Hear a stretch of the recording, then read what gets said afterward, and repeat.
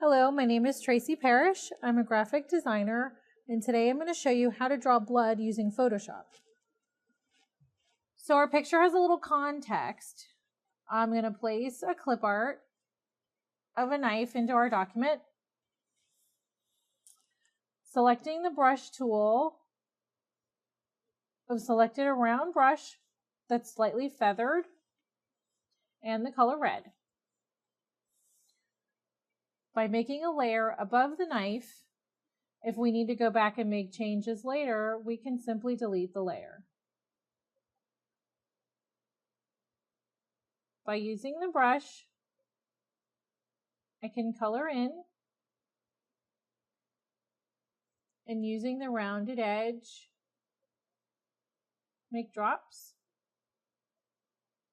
I can adjust the size for different size drops, so that looks a little more convincing.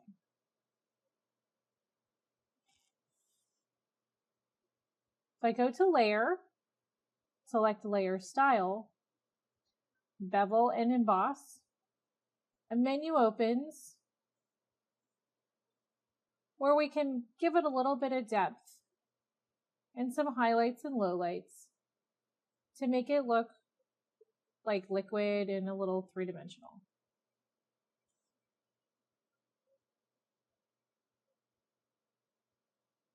We're going to soften the highlights and make it a little bit bigger. Now, as you can see, it's made it kind of pop out a little bit, so it looks like it's three-dimensional liquid coming off of the knife. If you want to change it, you can simply erase portions, select your brush, and as you can see, if you go back in and draw, the beveled appearance is automatically added to anything new. And that's how you draw blood using Photoshop.